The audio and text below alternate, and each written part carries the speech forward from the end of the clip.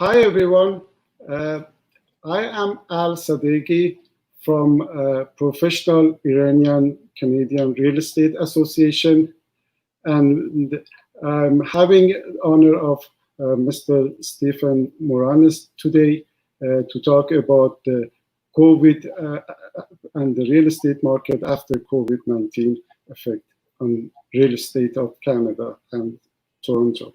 So with the opening of the economy and businesses gradually and the stats out there, the real question is analyzing the stats and projection for the next month and the next year. So I'm going to go through Mr. Stephen Moranis' bio in brief, and then we'll have him to take over. His education goes back to 1969 to 1974 from University of Toronto as a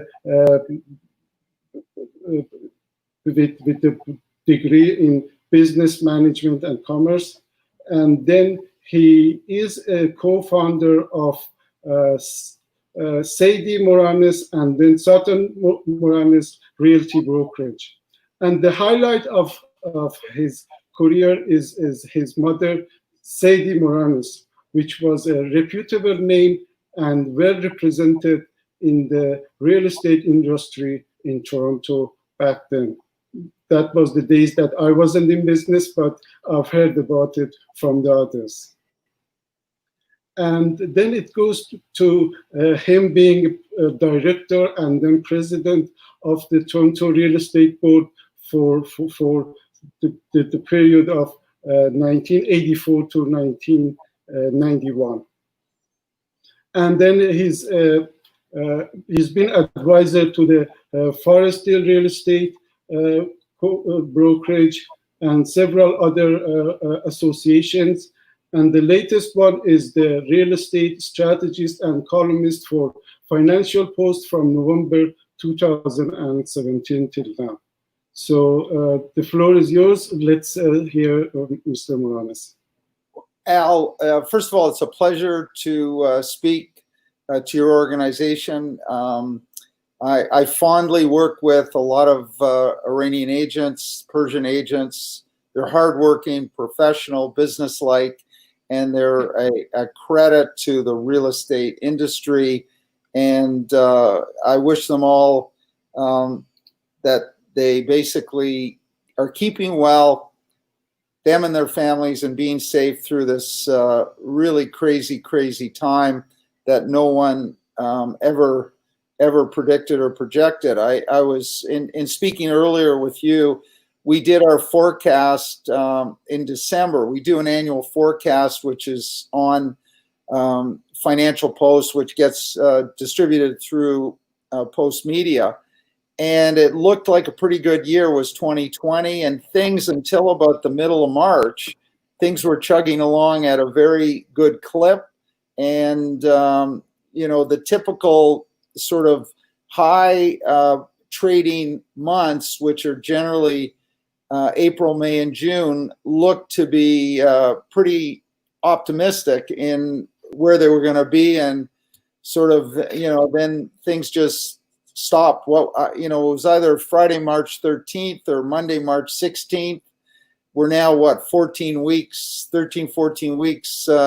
kind of under the, you know, these new conditions. And the one good thing is our industry was defined or declared an essential service. So I think, fortunately, that allowed us to continue to work the best we could under the circumstances during this period, and especially, you know, the very early difficult months of the, you know, end of March and for sure all of April, even into May. I mean, we're just seeing the light right now with lower numbers of positive cases daily, which is a good thing. You know, you know, there's all a concern of a second wave, but let's hope that, you know, people are paying attention with respect to social distancing, personal protective equipment, and not sort of, you know, getting involved in big crowds. I mean, I don't think any of us are going to go to a Raptors game soon with 20,000 people, or a Maple Leaf game soon. I think those are the things we realize are going to take a long time until there's a vaccination that everyone feels comfortable. But with respect to our industry, the good thing was we were, yes, declared it an essential service. And if there was any industry that could operate virtually, we already sort of had the toolkit and the capability of listing properties for sale or lease, in fact, showing properties, as well as doing things like appraisals and even home inspections in a virtual way. I mean, thank goodness there's Microsoft Teams, or there's Zoom. There's enough sort of electronic facilitation of us being able to communicate and view and inspect and to review all the elements of a real estate transaction without physically having to be there. And that's good. That's been very good. And that, I think, allowed us to not completely stop, like restaurants or bars or movie theaters, or a number of other businesses that have really been forced to really shut down, at the early sort of times, when the pandemic, really kind of raged, and that's good. And if we look at the numbers, yes, March numbers weren't too bad. I mean, because we had half of the month of March. If we're going to review sort of the last few months, March numbers were good. The last couple of weeks of March sort of tapered off, but it took some time. April was not good, but prices didn't go down, and May was significantly better and prices went up slightly. So, I think March numbers were more or less equal to March of 2019. April numbers were down about 70% in units. So if there were 9,000 deals in Toronto in 2019, there was about 3,000 residential deals in 2020 in April. And it went up about 50% in May, but obviously down from 2020. So I think when I speak to agents that I, consult with Forest Hill Real Estate Signature Office, and I speak to the general manager and the sales manager and a bunch of agents, they say there's more showings, there's more calls, there's more appointments, albeit that everyone's kind of working virtually. And that's a good thing, because you also have to realize a lot of people, the market was chugging along in December and January and February. A lot of people had sold their properties and suddenly were stuck and couldn't really buy anything. So there's been some pent-up demand that we're now, sort of absorbing or satisfying, that occurred basically before COVID actually came up. So, some of it is sort of old business that never got finished, and some of it's new business because people are going back to work. There are people who are, still gainfully employed, and there's certain sectors that are performing well. The food, grocery industry is doing well. There's a number of sectors that are obviously still continuing. And, the other good indicator is in our latest column, the review was that a lot of new listings are hitting the market. So people have sort of come to become in tune with the new reality of working sort of under, within and under a pandemic. And they're trying to, figure out how they buy a house, how they move, how they sell, which was on their timetable. It's just gotten, basically deferred a few months. And will 2020, I think CMHC, we write the Hayter Moranis Bulletin every week in Financial Post. we don't agree with CMHC that came out and said prices are going to go down 9 to 18%. We don't think that's going to happen because the general sort of indicator of whether that happens or not is obviously the willingness of a seller to take 20% less for their property. And we don't see that necessarily happening. There's also a bit of a buffer to maybe the severity of the impact of this coronavirus thing. And that is all the major banks and major mortgage lenders have given people up to 6-month mortgage payment deferrals. So that's given people a bit of a break, taken away the financial pressure of them sort of really being sort of in a more difficult situation. And, I think we're going to need the rest of the year for this all to shake out and settle. And we'll be, in my mind, we'll be in a much better position to project after we finish really probably the third quarter. By the end of September, we'll know, hopefully there won't be a relapse or second wave, which is projected either early fall or late fall. And it would be, pretty disastrous if we were all forced to go back to being shut down like we were in the end of March.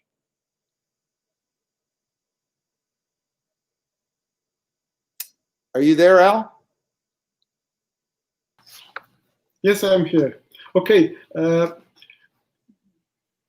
Stephen, you've seen, I believe, 2 recessions in the past, one in 90s and one in 2008 and 2009. What was the differences from now to the previous ones? Well, I've actually seen more, if you can believe it. There was a bad sort of cycle in 82, 83.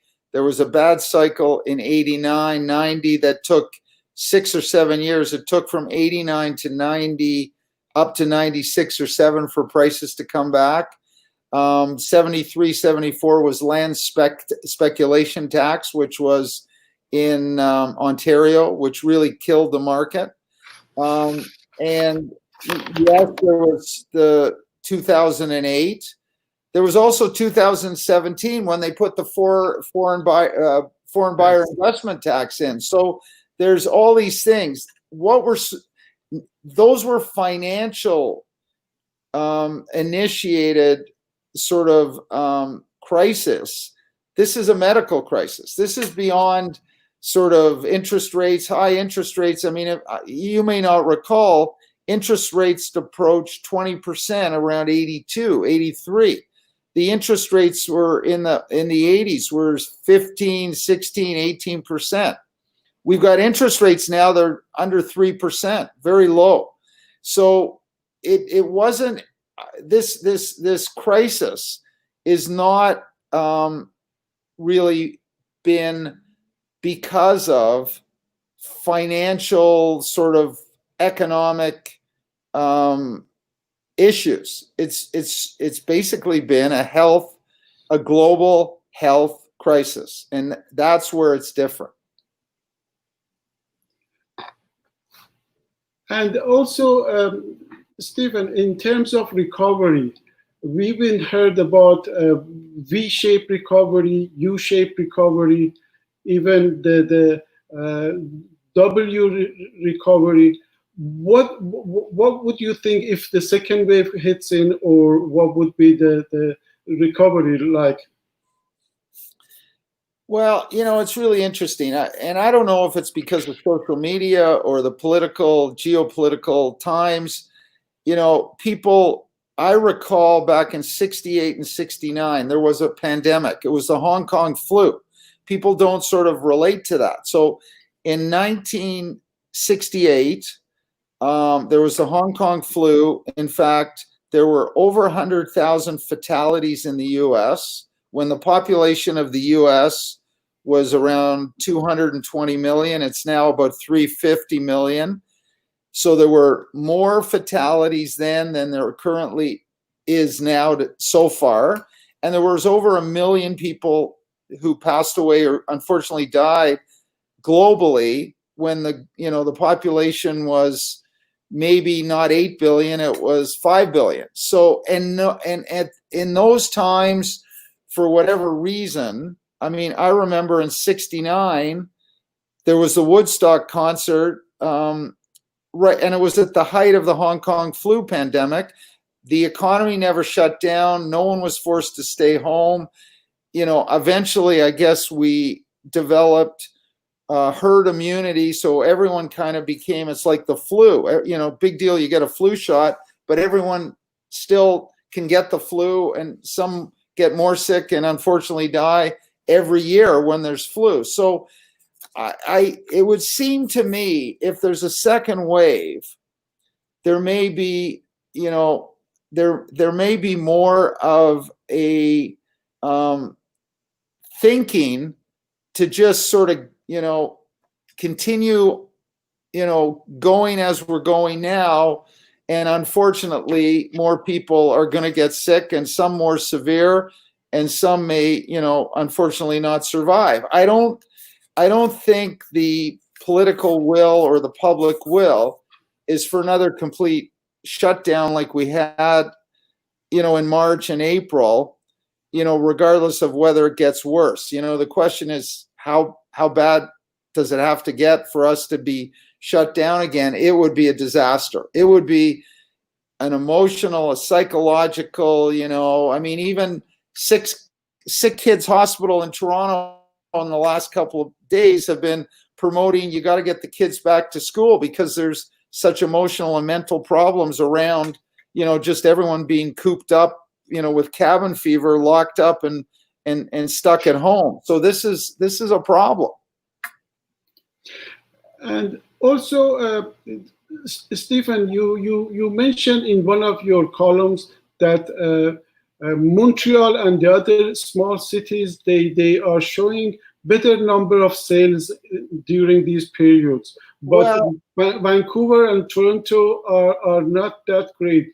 Vancouver is worse, but Toronto is around 55% recovering in the month of May, and Vancouver 20%. But the other cities are almost 100% recovering. What do you think is the reason could be? Well, you can't just take a small snapshot of a marketplace, month over month. Yes, Calgary and Montreal seem to perform better in May than some of the other Canadian cities, and especially the largest cities, which are Vancouver and Toronto. There clearly there were more sales, sort of percentage wise, month over month, and more listings hit the market month over month in those cities.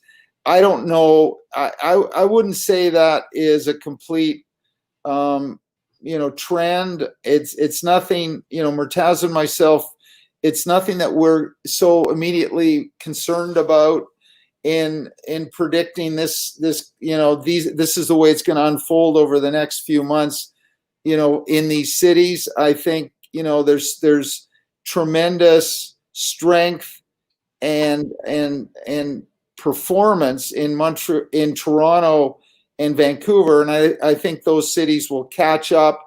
Overall, they still perform, in real numbers better than Montreal and Calgary, who just proportionately did better on it if you looked at at only a month over month basis. So we're not sure. We're not sure how it's going to go. I think, as I said to you earlier, Al, we have to look at June, which will come out maybe the middle of July, and see if what we hear as more sort of people calling real estate offices, more people engaging with real estate agents, putting more properties up for sale and lease, showing, the showings, albeit many are virtual showings of more properties being conducted, more offers happening, and the ultimate determination will be are there more sales that will be recorded in the month of June?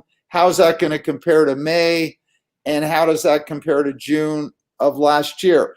Overall projections, are still that the sales, MLS sales in Canada are going to be 400 to 450,000 MLS sales. That's off from, best years of 550,000. It's still a lot of sales, right? And, it's, I'm optimistic and enthusiastic that, residentially, there's no question people need to live somewhere, and people actually are through this period are saying, geez, if I'm now working at home, or there's two adults working at home, maybe we need to get a different kind of style of accommodation, that we got 2 work at home offices, and we got to have sort of workspace for the kids, and et cetera, et cetera. There may be more, generational households now. Certain neighborhoods have had, a multi-generational household is basically sort of the grandparents, the parents, and the kids.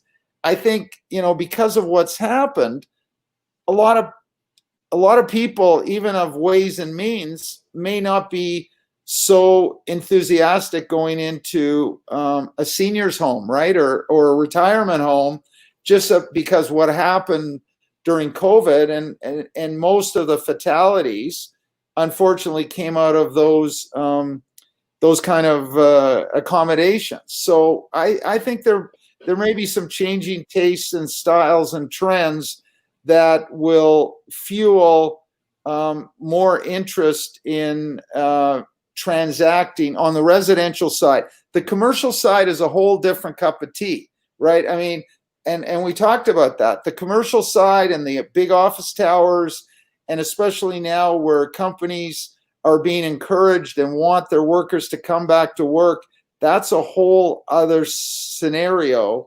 And whether, those kinds of spaces are still going to be in demand, and how are the shopping malls going to sort of perform? Are people, they had months and months. I live in a condo. I didn't think there were so many boxes of Amazon deliveries that could be, there's hundreds of boxes in the lobby. And if, people sort of got used to doing a lot of shopping online, they may stick to doing that. It may just say, what, we don't need to sort of shop in person. It'll be interesting. And those retail sales figures will take some time to, determine whether those sectors are going to change significantly, and that's something we just have to wait and see. Okay. We have a question from Yaya Dardashti. He says, I believe with the number of people coming to Canada as an immigrant is becoming less and less every day. That means the immigrants are coming less and less. Would that mean that the demand for buying houses will decrease in the near future? Well, listen, I mean, immigration has been a great boost to home sales in Canada, right? Immigrants, professional, well-educated immigrants, whether they're starting out or moving to change their situation, have been a huge driver of sales. And some of that has been, investor-owned purchases as well. I mean, I just don't know. First of all, I don't think you can, there's not the freedom of traveling to come to the country now. So, it's pretty hard to encourage or embrace immigration where, still global travel has been restricted significantly. I think the travel ban for non-essential reasons between the United States and Canada has been extended till July 27th or 29th. There's some limited ability to travel to Europe. The major airlines in Canada, whether it's Air Canada or WestJet, have more or less, shut down, to minimal, routes and capacities. Regional carriers like Porter Airlines have, are completely shut down, waiting for a window that it might be appropriate for them to restart. So I think immigration is linked to being able to travel. There's some other things. I mean, our country has been, very lucky to having, to have a high demand of international students, right? International students come to University of British Columbia, UBC, McGill, and University of Toronto. Our international students going to UBC and McGill have basically said their fall semesters are going to be online only. There's not going to be sort of in classroom teaching. So, and generally international students pay a higher tuition than sort of Canadian resident students. It'll be interesting to see if, the demand for those students is such that they will continue, hopefully, to, contribute and learn at Canadian higher institutions of learning, because the classes are going to be online. And more importantly, they may not be able to even get to the country, right? They may not be able to leave, whether they're coming from Asia, whether it's India or Pakistan or China, or Singapore or Hong Kong. If these will all be determined probably sometime later in the fall, when the actual universities start up again, and they see the impact of this coronavirus on their enrollment and admissions. It'll be interesting. No one really knows, and the universities haven't sort of kind of disclosed the impact of demand for admissions for their courses from international students based on the pandemic. And also the income that the universities have from the residents and the dorms that the kids they use, and it's going to be diminished by the time that people are online and students are not coming to the university facilities. So their income are going to reduce eventually. Well, a lot of the students, unfortunately, local students, it'll be interesting because everyone's struggling. I mean, the government, I think, has tried to be as economically supportive as possible. I mean, they've extended the CERB, the $2,000 a month benefit for another 2 months, because, as Prime Minister Trudeau has said, a lot of the jobs are not going to suddenly, still be available so quickly. It's going to take some time.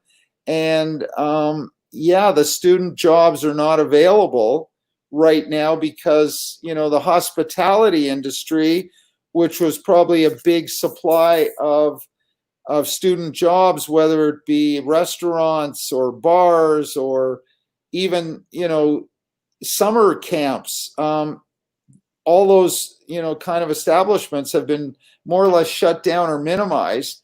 So that's, had a huge impact on, student employment for sure. Okay, let's move on to another question. And this question comes from Ali Bulurchi.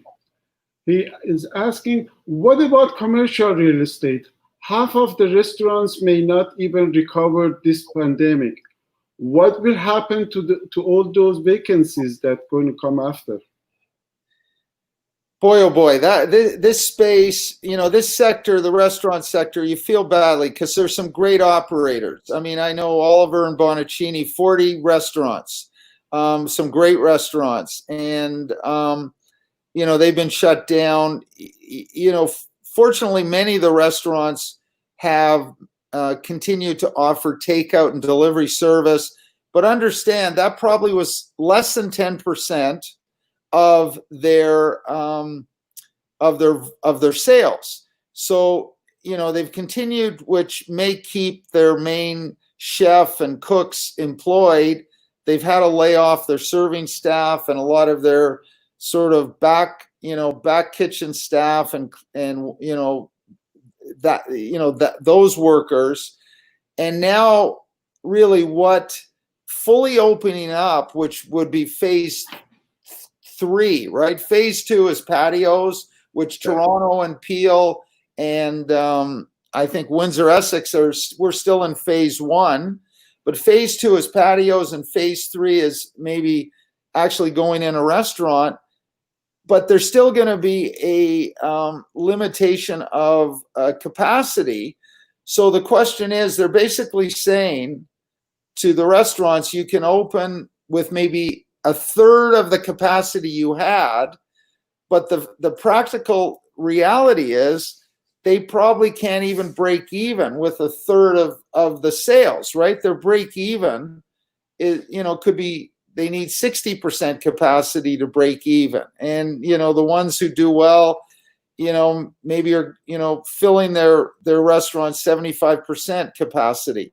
So, you know what, it's just, and then the other question is, are people who've spent 3 months forced to have most of their meals at home, have their sort of taste changed, that they may just say, you know what, it's not so bad, cooking more meals at home and eating more meals at home, and we're not going to go out to restaurants as much as we did before.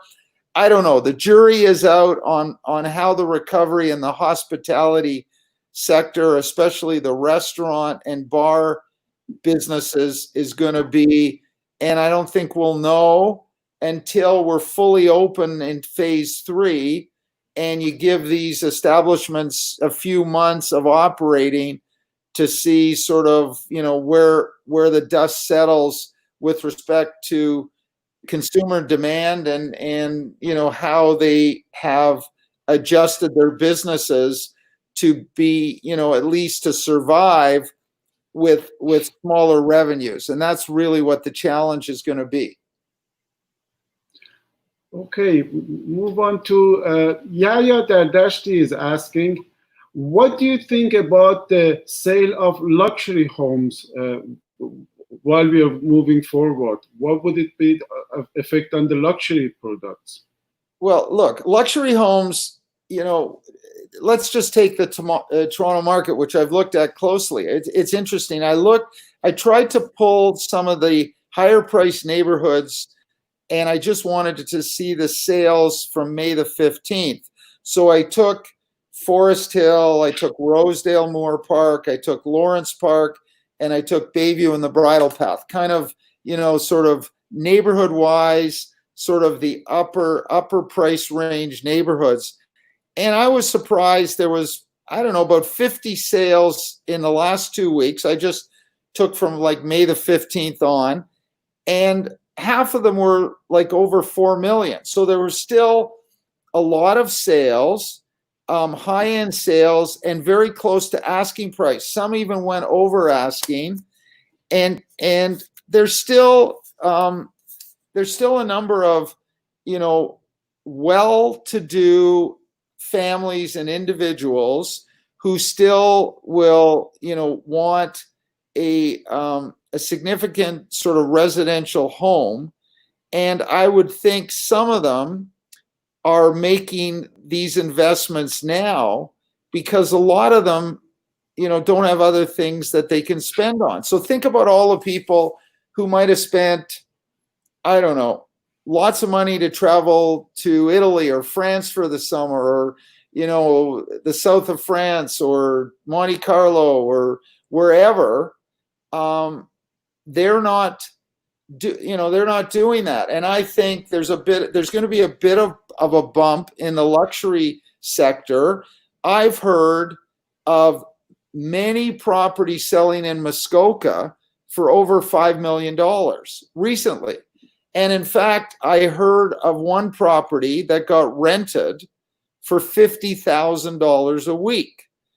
It's not quite, Al, what you'd get in the Hamptons, where, people were renting summer properties in the Hamptons for the season for $1 million.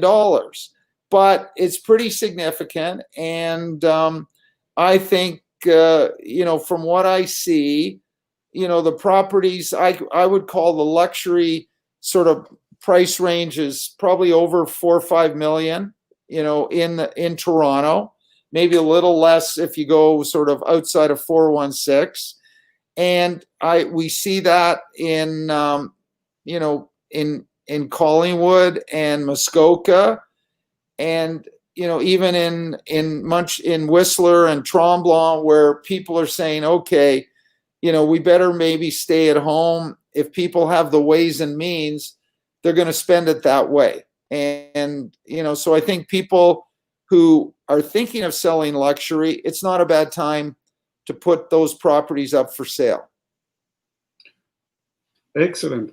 I have Ali Buluchi here again. He's got a question and asking, do you think that we should rethink about the retail and office spaces in now half vacant spaces, like converting to residential lofts?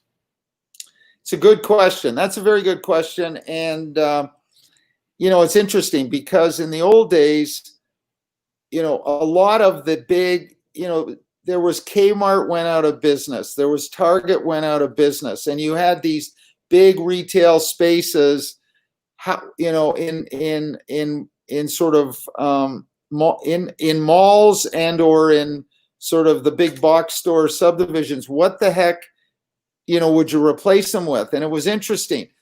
They got replaced by the big health clubs, right? So big health clubs replaced them.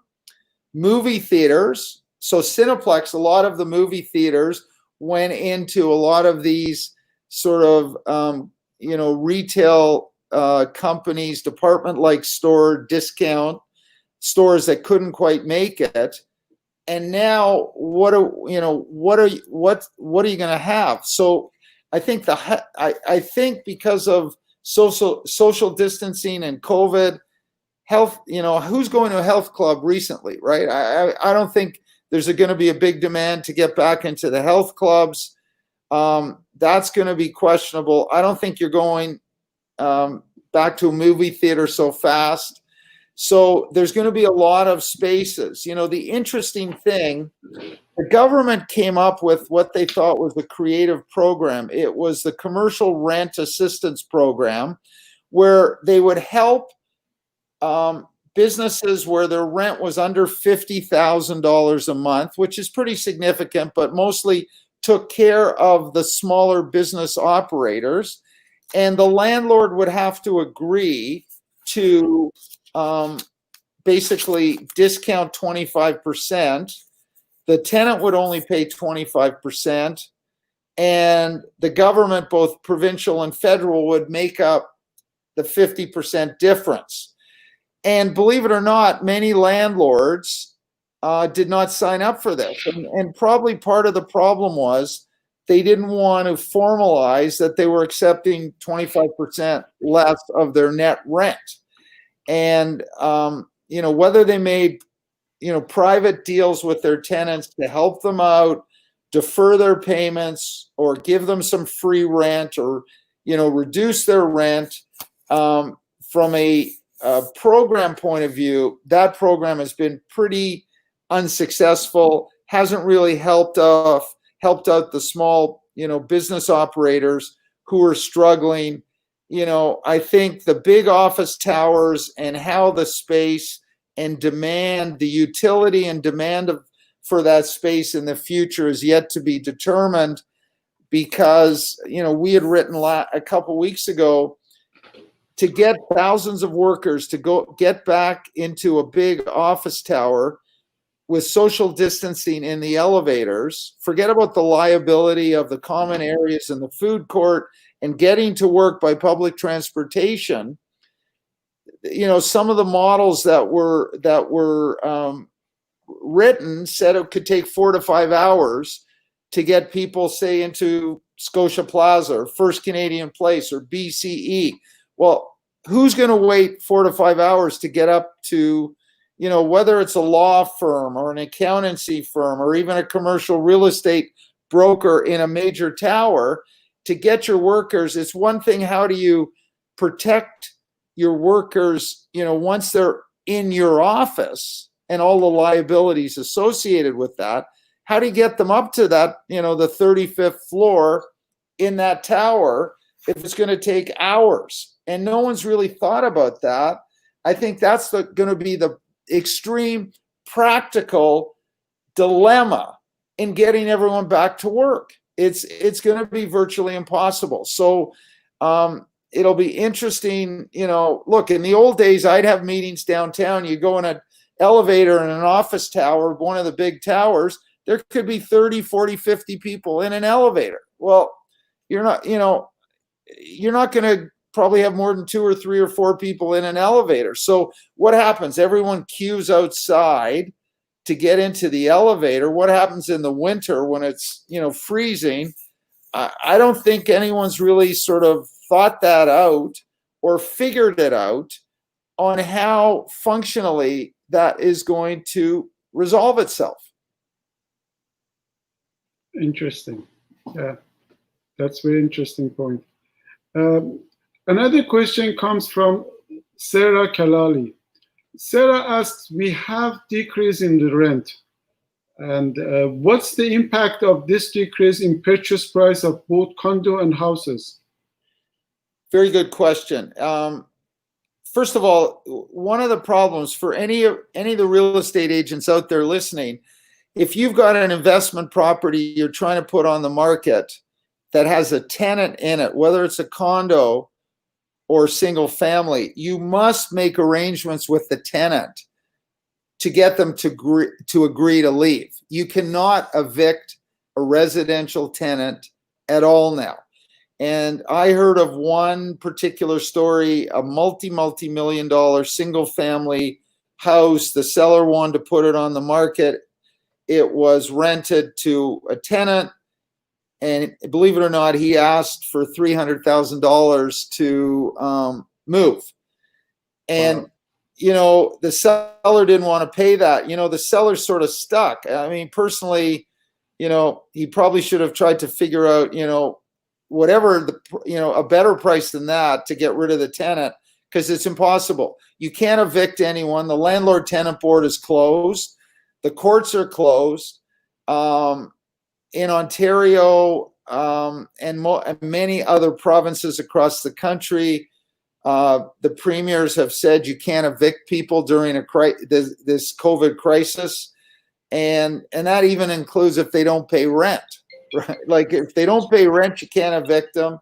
You can't sell it to someone who's going to give them 60 days notice to buy it for themselves. You're going to have, the courts are 6 to 9 months backlogged once everything opens again, especially landlords. So my advice to anyone who is considering selling an investment property for their client that has a tenant in there, you've got to make favorable arrangements, definitive favorable arrangements with the tenant to get them, find them another place, pay them what you have to, because otherwise you're not going to be able to sell that with vacant possession.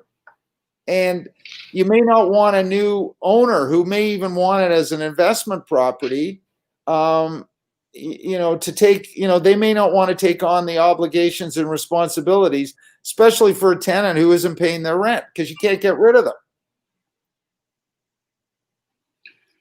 That's a big challenge for the landlord and investors. Yeah, it's a very big challenge. It's workable, but you should do, before you officially list a property for sale, and this is mainly in the residential space, you should make, acceptable arrangements with the tenant so they're going to leave, at some point in time. And you know what? Everyone isn't going to want $300,000. Obviously, that was probably a tenancy where the guy was paying $15,000 a month for a luxury home, possibly, right? So his annual rent was maybe a couple $100,000, and he just said, "Look, I wanted, maybe a year and a half or 2 years I'll move.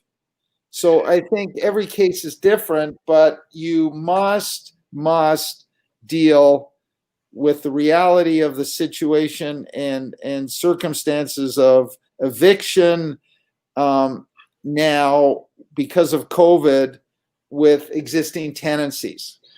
And also, at what stage of opening do you think that the landlord and tenant board or the courts will be open? Well, at Superior Court of Justice in Ontario, I think they're talking September. I don't think anything's opening before September. Okay. And, that's best case. It could be worse. Yeah. Okay, I have another question from Ali Buluchi. He's got lots of questions today. With this couple of months of decrease in income for the banks and many financial institutes, affect the supply of the financing for purchase in the future? Well, that's, interest rates are low, but it's kind of misleading because they've tightened up the qualification, right? They've, CMHC and the sort of the approval process has been more stringent, so they could be looking for, better credit scores. It's great to advertise you can get a 5-year mortgage at 2.5% or whatever the best rates available are. The unfortunate thing is to qualify is becoming more and more difficult. So I think, that is absolutely going to impact, the ability for people to, get financing. Most people are purchasing properties with mortgages, right? And so I would say most of the buyers, first-time buyers, are buying with low down payments, so insured mortgages, or at least 25% down payments, the uninsured mortgage.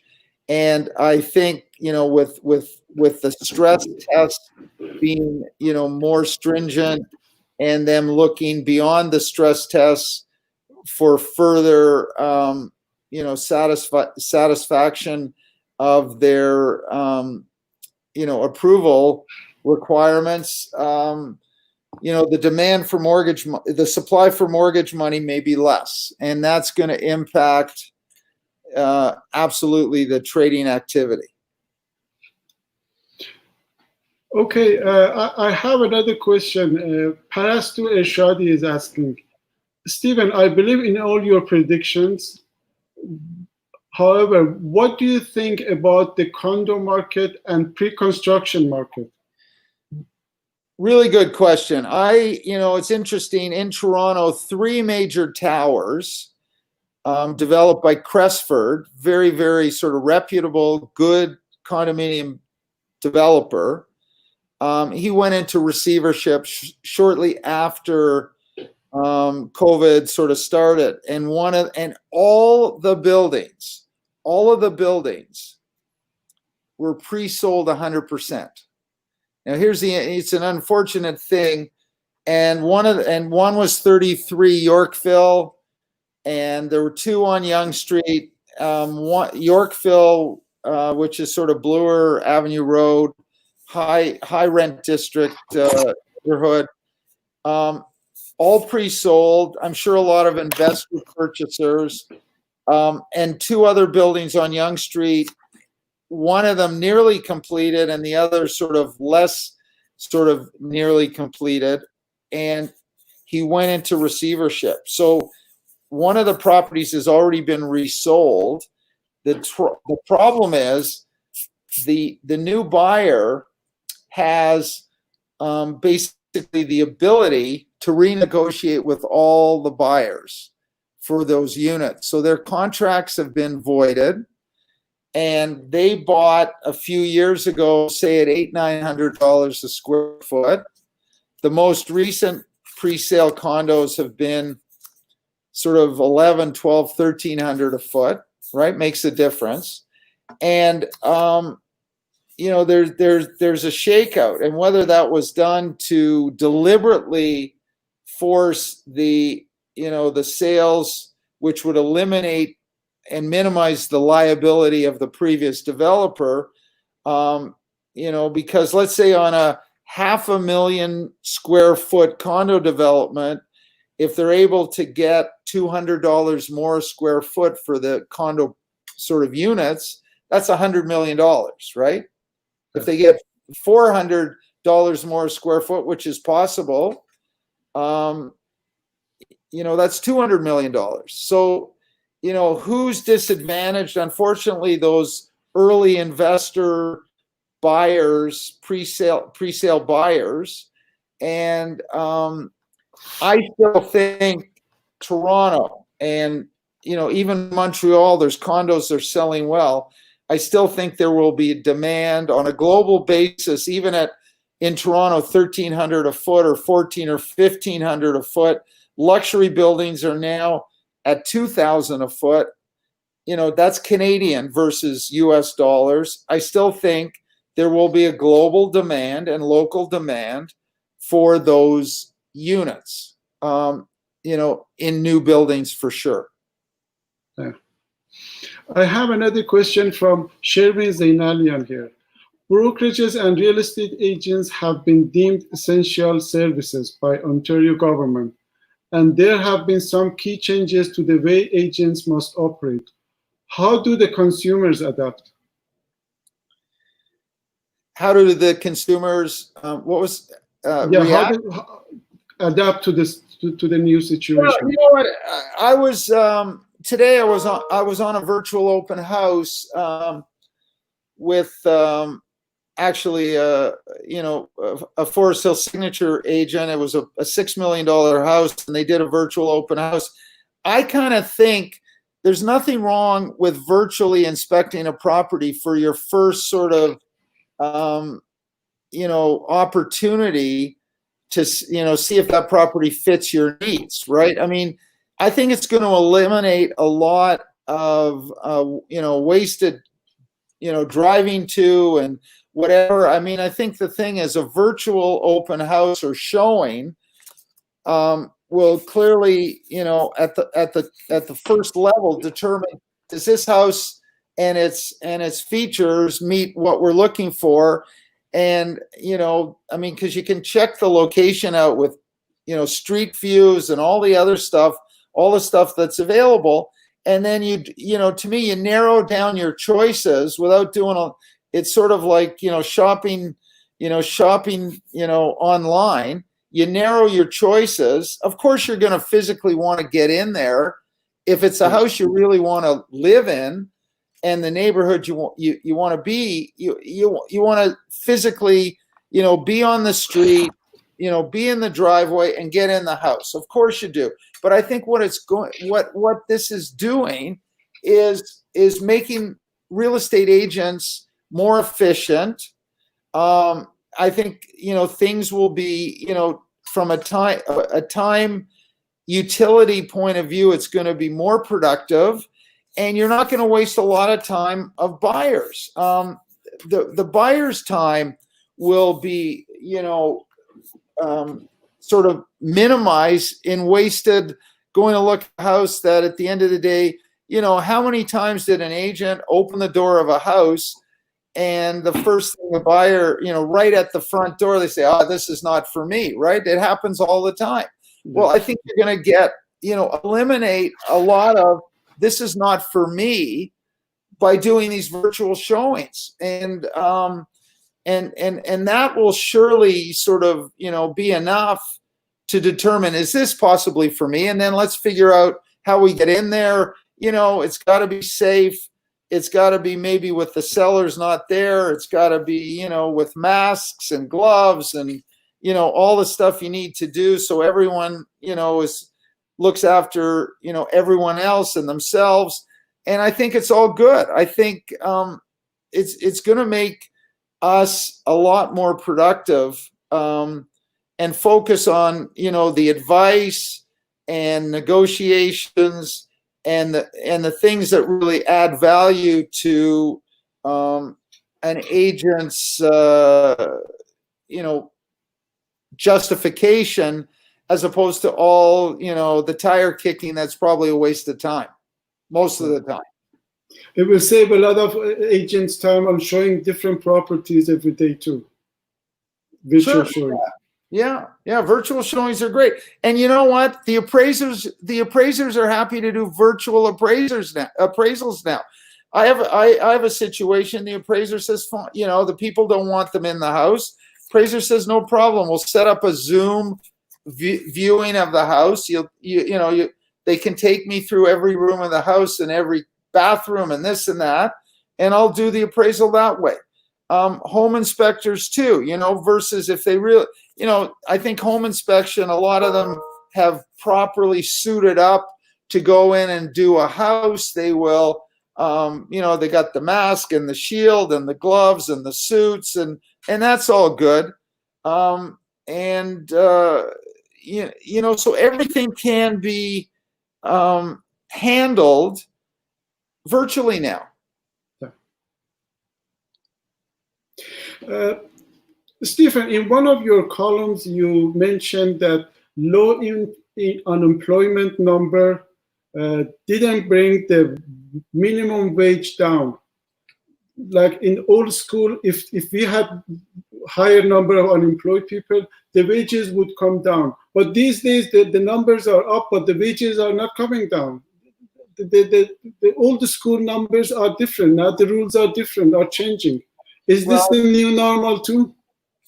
I think it may be the new normal. I mean, I think you know, don't forget a lot of the frontline workers, both in health services and, you know, essential services like pharmacies and grocery stores and, you know, even liquor stores, right? The liquor stores sales were up after COVID 60%. Now that probably was a result that, you know, people couldn't go have a beer at their local pub, and so they had, you know, everyone was buying their booze at the liquor store. So those people all got increased wages because they were at the front line and more risky, you know, working to help everyone else, you know, get groceries, get food, get, you know, all those kinds of things.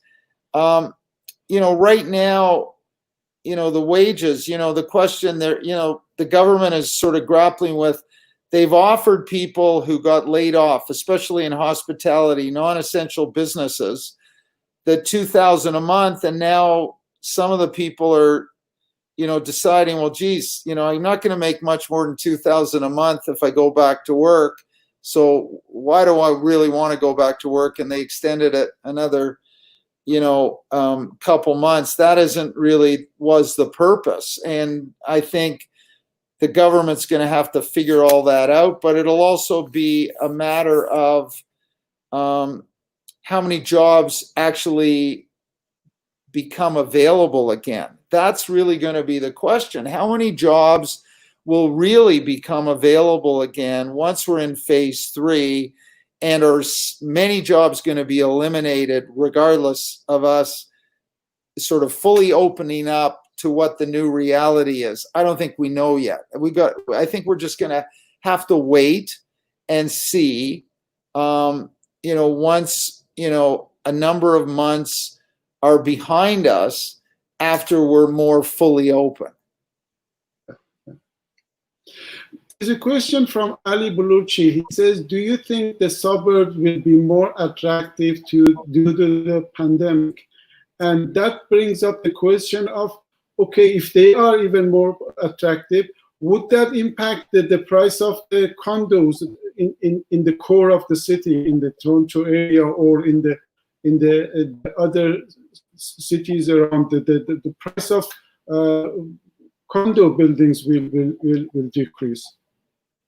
Well, I think the suburbs, you know, the interesting thing about the suburbs, they offer larger homes, which, you know, can accommodate more multi-generational families. So if you've got sort of, you know, 3 generations of families deciding we're going to live together, and you're going to have the grandparents living with the parents and the kids just because of sort of the new age, you know, that's a different, there's different how, you know, that's the differences of housing stock size. So generally the houses in downtown Toronto are smaller than the houses in Thornhill or Markham or Mississauga or Brampton, just because that's how sort of development evolved. And I think what you're going to find is there may be more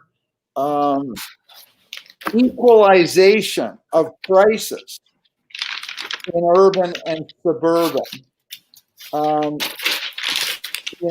as a result of this sort of, time in history for us. So, where there were, $4 million houses in Rosedale and not as many $4 million houses in Thornhill, there may be, more equalization, and there may be, the prices may actually rise more, and even condos could rise more per square foot in the suburbs than in the city, even though you're going to get more for your $4 million in the suburbs than you are in the city, right? It's never going to equalize to the point of price and size. It's going to equalize at price, but there's going to be the differentiation of size and features and land and lot size, obviously, right? And in condos, you're gonna get a bigger condo for $1 million in the suburbs than you are downtown. That's the reality. Downtown, you may get 1,000 square feet, and you could get 1,500 square feet in the suburbs for $1 million. So, that's going to be the comparatives that we're probably going to see, moving forward.